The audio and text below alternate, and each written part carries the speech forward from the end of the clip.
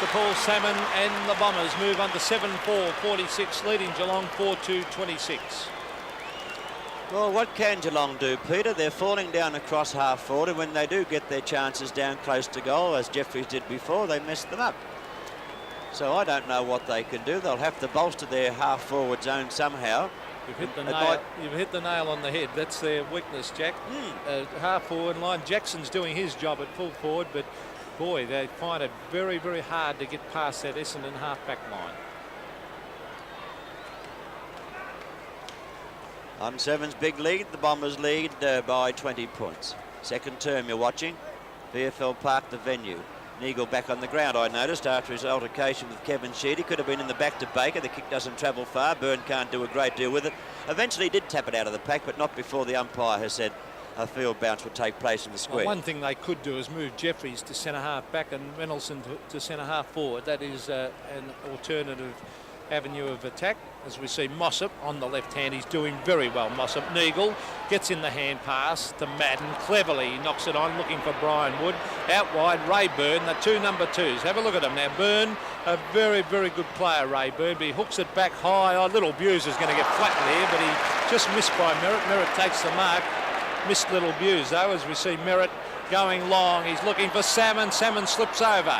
Coming away is O'Keefe. Over to Tui. Tui streaking across the ground, kicks wide. Turner's had a million kicks as he marks on half-back flank and plays on. He goes wide. He's looking for Waddell. Bradbury from behind. Jeffries, nearly a mark. In fact, the umpire is going to pay it to Jeffries on centre wing. There wasn't much talking there. The little fellow Waddell should have been down waiting for the crumb, but he flew in front of Jeffries and nearly brought him undone. In fact, I don't really think it was a mark.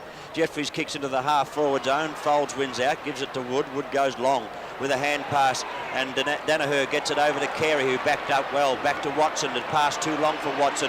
Watson out of trouble now, breaks the tackle, and from half forward looks for Salmon. The kick doesn't quite carry. The ball down in that forward pocket area. There's a chance for Bahaja, taken away by Malarkey. Malarkey up to the half-back flank now and drives up toward Bright, who's led down from the half-forward flank. And for once in the game, Bright has led from his position to take the mark. He's been out of position nearly all day. He's still on the wing, though. He's still down on the wing, but at least he did come out of position to get it. Down towards the half-forward flank. Could have been a free kick to Williams, and the umpire said it will be. Well, that was great play by Malarkey. It was a beautiful kick to Bright as he brought it away from the half-back line.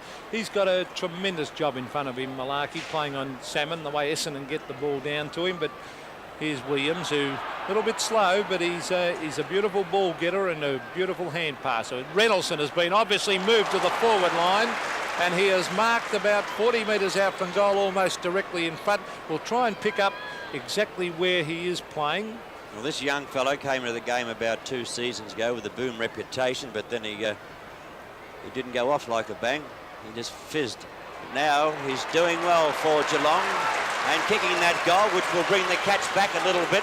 On Seven's scoreboard, we see 7-4-46 to Essendon, Geelong 5-2-32. Well, this is the way this game is going. You wouldn't believe it, Jack, but Reynolds has not been switched to the forward line. He's playing at centre half back, and he's marked the ball 40 metres out from goal and kicked the goal.